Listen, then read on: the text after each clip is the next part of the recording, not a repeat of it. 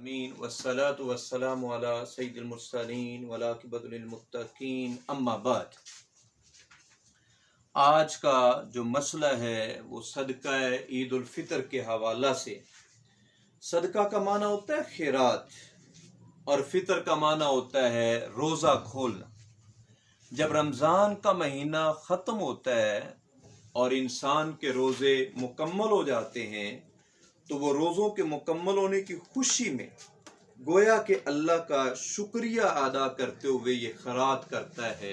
اس کو کیا ہے؟ صدقہ عید الفطر کے نام سے یاد کیا جاتا ہے۔ صدقہ عید الفطر جو ہے پیارے پیغمبر محمد رسول اللہ صلی اللہ علیہ وسلم نے اس کو فرض قرار دیا۔ جیسے حدیث ہے، عبداللہ بن عمر رضی اللہ تعالیٰ عنہ فرماتے ہیں کہ اللہ کے نبی صلی اللہ علیہ وسلم نے فرمایا ان اللہ فرض، کہ بے شک اللہ تعالیٰ نے یہ صدقہ عید الفطر کو فرض قرار دیا ہے، لہذا پیارے پیغمبر محمد رسول اللہ صلی اللہ علیہ وسلم نے بھی صدقہ عید الفطر کو فرض قرار دیا ہے۔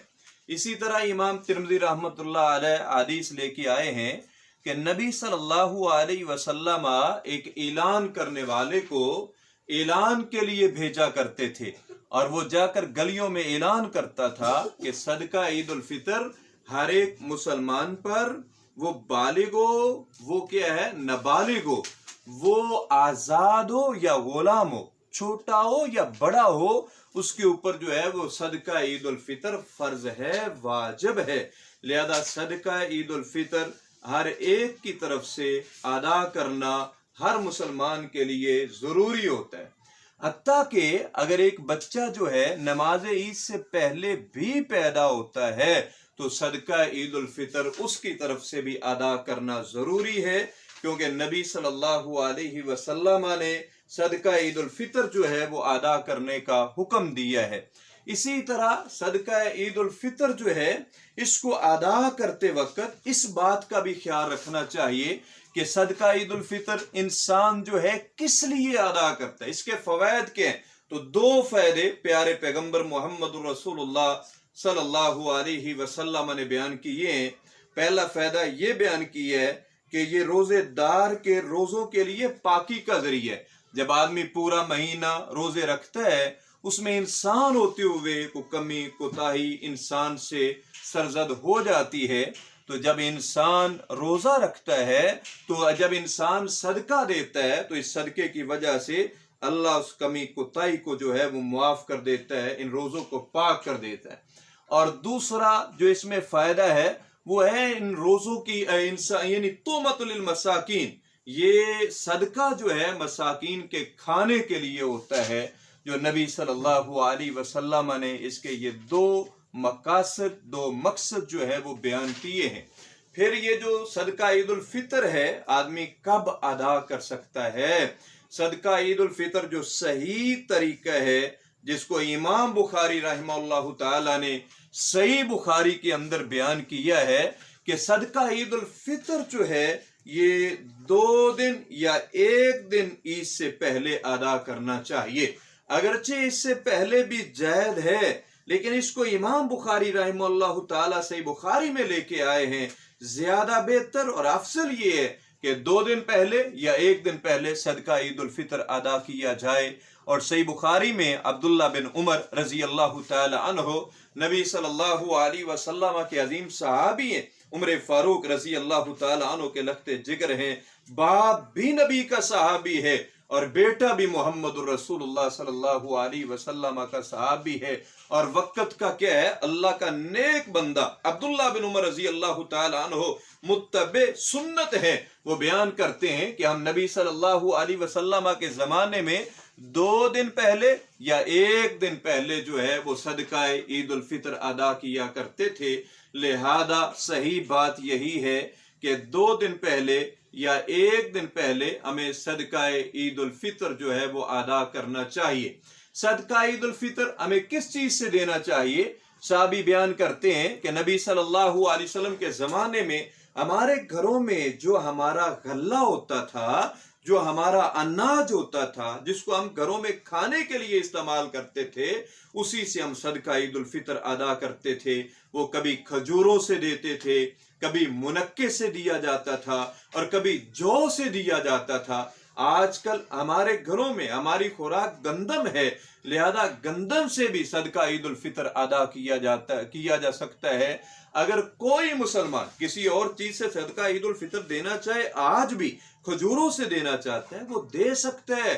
اگر منقے سے دینا چاہتا ہے تو اس سے بھی دے سکتا ہے, کیونکہ اللہ کے نبی صلی اللہ علیہ وسلم کے زمانے میں اس سے صدقہ عید الفطر ادا کیا جاتا تھا.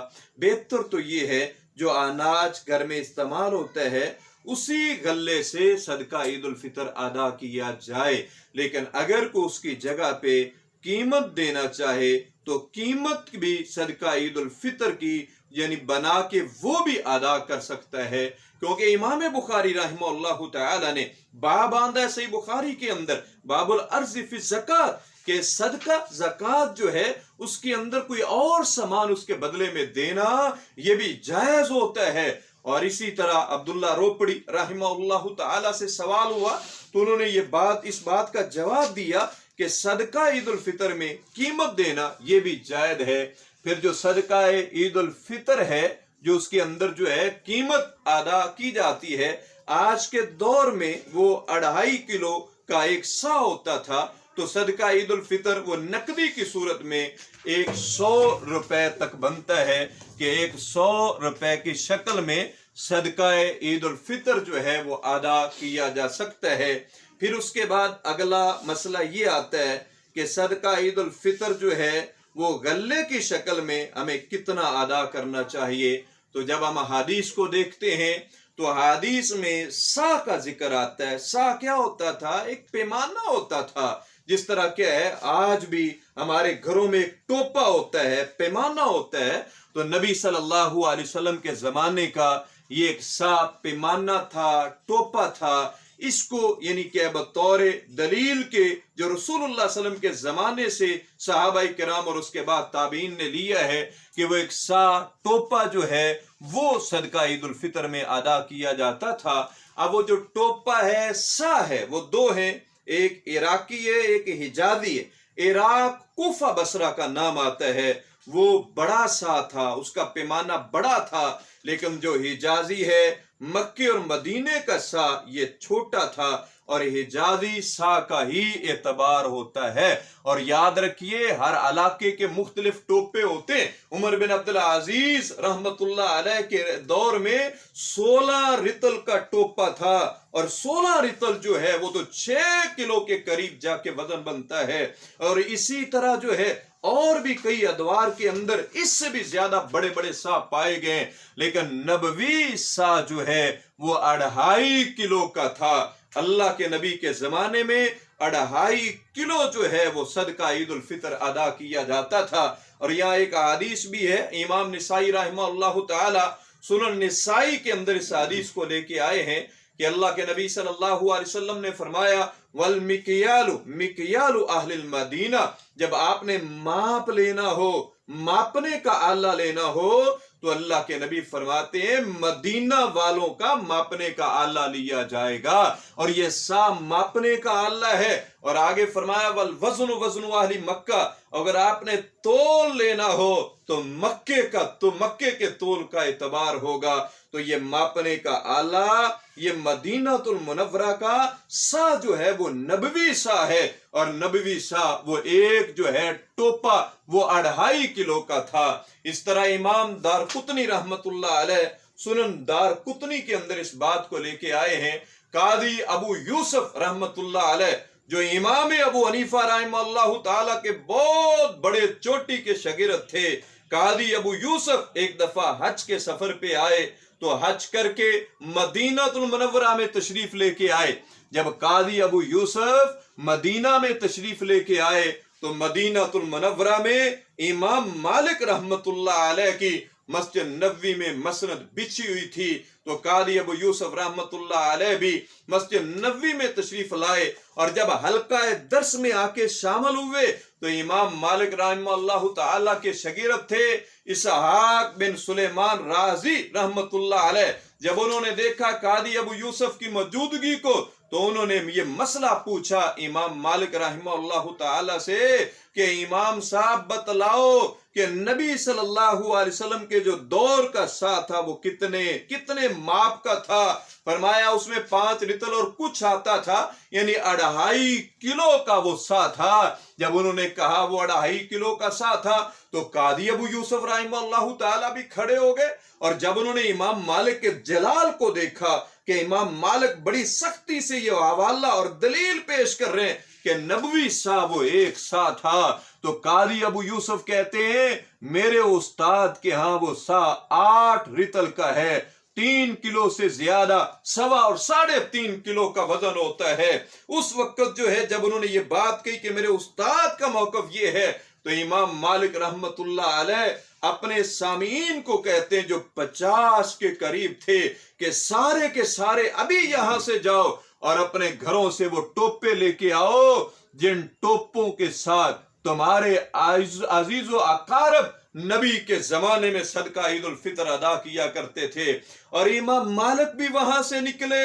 इमाम मालिक वो है जो 93 हिजरी में पैदा हुए, और वो मालिक हैं जब मदीने की गलियों में चलते थे तो जूता भी उतार देते थे। किसी ने पूछा मालिक तुम जूता क्यों उतारते हो, तो इमाम मालिक ने कहा इस वजह से इन गलियों में नबी चला करते थे, तो मैं सोचता हूं कहीं मेरा पांव उस पांव पे ना आ जाए जहां मोहम्मद रसूलुल्लाह सल्लल्लाहु अलैहि वसल्लम का पांव लगा था। वो इमाम मालिक जिन्होंने सबसे पहले नबी की हदीस को जमा किया, और चोटी की हदीस की किताब है जिसको मुअत्ता इमाम मालिक के नाम से याद किया जाता है। इमाम मालिक रहमतुल्लाह अलैह कहते हैं तुम भी जाओ और मैं भी अपने घर की तरफ जाता हूं। इमाम मालिक निकले और 50 वो शागिर्द भी अपने अपने टोपे जो है वो लेके आए। जब वो अपने अपने टोपे लेके आए तो उन्होंने लाके उन टोपों को रख दिया। इमाम मालिक ने कहा बारी बारी इन टोपों को मापो। एक खड़ा होता था, कहता था ये वो टोपा है कि मेरा दादा नबी सल्लल्लाहु अलैहि वसल्लम को इस टोपे के साथ सदका ईद उल फितर अदा करते थे। फिर दूसरा खड़ा होता, वो कहता मेरी दादी इस टोपे के साथ नबी सल्लल्लाहु अलैहि वसल्लम के जमाने में सदका ईद उल फितर अदा करते थे। फिर उन तमाम को मापा गया और वो सारे के सारे 2.5 किलो 5 रितल से कुछ ऊपर थे, 2.5 किलो का वजन बनता था। फिर कादी अबू यूसुफ रहमतुल्लाह अलैह खड़े हुए, कहा लोगों गवाह हो जाओ, आज मैं इमाम अबू हनीफा के मौक़िफ़ को छोड़ रहा हूं और मदीने वाले मोहम्मद रसूलुल्लाह सल्लल्लाहु अलैहि वसल्लम के मौक़िफ़ को ले रहा हूं। लिहाजा 2.5 किलो का वजन जो है हदीस से हमारे सामने आता है कि एक सा 2.5 किलो का है, और यही इजादी सा है। 2.5 किलो का गल्ला एक की तरफ से वो सदका ईद उल फितर के अंदर अदा किया जाएगा। जिस तरह सहाबा किराम नबी सल्लल्लाहु अलैहि वसल्लम के जमाने में सदका ईद उल फितर अदा करते थे। फिर सवाल उठता है कि सदका ईद उल फितर किन को दिया जाएगा? वो जो 8 मसारफ अल्लाह ने सूरा तौबा के अंदर ज़कात को लेने वाले बयान किए हैं, वही 8 के 8 लोग इसमें सदका ईद उल फितर के भी हकदार हैं। उन्हीं को सदका ईद उल फितर भी अदा किया जाएगा।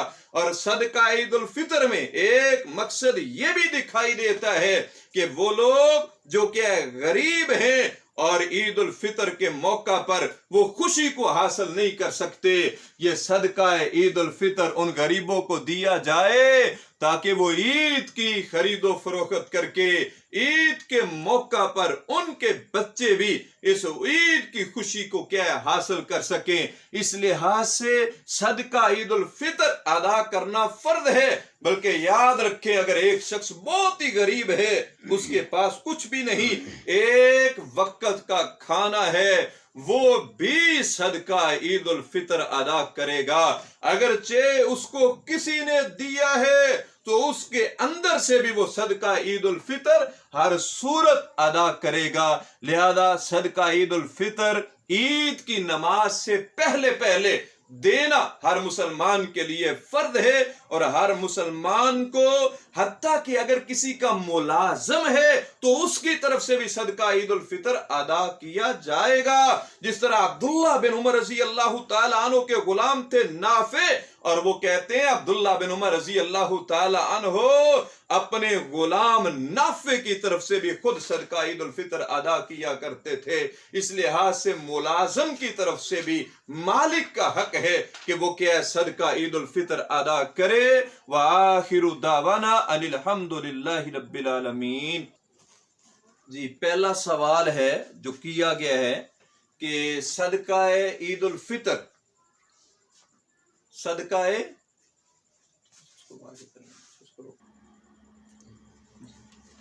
یہاں دو سوال ہیں۔ پہلا سوال یہ ہے کہ صدقہ عید الفطر اگر روزوں کی کمی کوتاہی پوری کرنے کے لیے ہے تو پھر سوال پیدا ہوتا ہے جو بچہ ہے، نابالغ ہے، ابھی تک روزے نہیں رکھتا، جو بچہ ابھی تک پیدا ہوا ہے اس نے تو روزے رکھے ہی نہیں ہیں، تو پھر اس کی طرف سے صدقہ عید الفطر کیوں ادا کیا جاتا ہے؟ یہ ایک سوال ہے، سنیے اس کے دو جواب۔ پہلی بات تو یہ ہے کہ دین میں، احکام میں، شریعت میں پیروی ہوتی ہے محمد الرسول اللہ صلی اللہ علیہ وسلم کی۔ اتباع محمدی کو دین کہتے ہیں، اور نبی صلی اللہ علیہ وسلم کی طرف سے جو دیا ہوا پیغام ہے وہ یہی ہے کہ بچے کی طرف سے بھی صدقہ عید الفطر ادا کیا جائے گا۔ اور دوسری بات، صدقہ عید الفطر کا اللہ کے نبی صلی اللہ علیہ وسلم نے صرف ایک مقصد نہیں بیان کیا، بلکہ اللہ کے نبی نے صدقہ عید الفطر کے دو مقصد بیان کیے ہیں۔ اگرچہ ایک مقصد نہیں بھی ہے کہ روزوں کی پاکی کے لیے کہ اس بچے نے روزے نہیں رکھے، لیکن مسکینوں کو کھانا کھلانے کا مقصد تو اس کے اندر موجود ہے۔ لہذا جب مسکینوں کو کھانا کھلانے کا مقصد اس کے اندر موجود ہے تو اس وجہ سے بچے کی طرف سے بھی صدقہ عید الفطر ادا کیا جائے گا، اگرچہ اس نے روزے نہیں رکھے لیکن مسکینوں کو کھانا کھلانے کا مقصد جو ہے وہ پورا ہو جائے گا۔ اس کے بعد دوسرا سوال ہے کہ اگر صدقہ عید الفطر میں جنس کی جگہ پہ نقدی کی شکل میں کسی غریب کو پیسے دیے جا سکتے ہیں تو پھر قربانی کے اندر جو ہے قربانی کی جگہ پہ کسی غریب کو پیسے کیوں نہیں دیے جا سکتے؟ سنیے، کیا صدقہ عید الفطر میں یعنی صدقے کی جگہ پہ، جنس کی جگہ پہ کسی کو پیسے دینا درست ہے، لیکن قربانی کی جگہ پہ کسی غریب کو اس کی مشکل کو پورا کرنے کے لیے پیسے دینا جائز نہیں ہے؟ اس کی پہلی وجہ تو یہ ہے کہ جو قربانی ہے یہ سنت ابراہیمی ہے۔ جب قربانی سنت ابراہیمی ہے کہ ابراہیم علیہ السلام اپنے بیٹے کو ذبح کرنے کے لیے بیٹے کی گردن پر چھری چلا دی تھی اور اللہ نے اس کی جگہ پہ مینڈے کو پیش کیا تھا، تو سنت ابراہیمی اس بات کا تقاضا کرتی ہے کہ قربانی میں صرف خون ہی بہایا جائے گا، اس خون کی جگہ پہ کسی غریب کو پیسے دینا جائز نہیں ہے۔ اس وجہ سے سنت ابراہیمی ہونے کی وجہ سے صرف اس پر خون کو ہی بہایا جائے گا۔ اور دوسری بات یہ ہے، محمد الرسول اللہ صلی اللہ علیہ وسلم کی 23 سالہ نبوت کی زندگی ہے، اور اللہ کے نبی صلی اللہ علیہ وسلم نے 23 سالہ نبوت کی زندگی کے اندر کوئی ایک سال بھی ایسا نہیں آیا کہ اللہ کے نبی نے وہ جو صدقہ یعنی قربانی کی جگہ پہ پیسے لے کے کسی غریب کو دیے ہوں، بلکہ وہ موقع جب اللہ کے نبی نے ایک ہی موقع پہ 100 اونٹ کی قربانی دی ہے، اگر اس میں پیسوں کی گنجائش ہوتی تو اللہ کے نبی صلی اللہ علیہ وسلم ایک اونٹ کی قربانی کر کے 99 اونٹ کے پیسے غریبوں کے اندر تقسیم کر دیتے، لیکن اللہ کے نبی نے جب کہ 100 اونٹ کی قربانی دے دی اور کہ کسی کو پیسہ نہیں دیا، تو تو یہ بات اس بات کی بیان ثبوت ہے کہ ہر صورت قربانی میں خون کو ہی بہایا جائے گا اور قربانی میں جانور ہی ذبح کیا جائے گا. کسی غریب کو اس کی جگہ پہ پیسے دینا جائز نہیں ہے. اور یہاں حضرت علی رضی اللہ تعالی عنہ کی بات سامنے آتی ہے. جناب علی رضی اللہ تعالی عنہ حیدر کرار شیر خدا حسن و حسین کے بابا ہیں، جن کے ہاتھ کے اندر اللہ کے نبی نے فتح کا جھنڈا تھما دیا تھا. جناب علی رضی اللہ تعالی عنہ نے بڑی پیاری بات کہی جب یہ مسح کا موقع آیا. فرمایا لوگوں اگر دین ہوتا عقل کا نام تو جو ہے ہم مسح یہ پاؤں کے نیچے کرتے، پاؤں کے اوپر مسح نہ کیا جاتا. لیکن دین نبی کی شریعت کو ماننے کا نام ہے. یہی وجہ ہماری عقل تو کہتی ہے کہ ہم مسح پاؤں کے نیچے، موزے کے نیچے کریں، لیکن اللہ کے نبی نے کہا کہ مسح اوپر کیا جائے گا. لہذا نبی کی اتباع کرنا یہی دین ہے اور یہی شریعت ہے. یا عقل کو کسی صورت نہیں مانا جائے گا. یہی بات یہاں بھی ہے، یا عقل کو نہیں مانا جائے گا بلکہ اتباع محمدی کی وجہ سے قربانی کو ہی ہر صورت ذبح کیا جائے گا. جی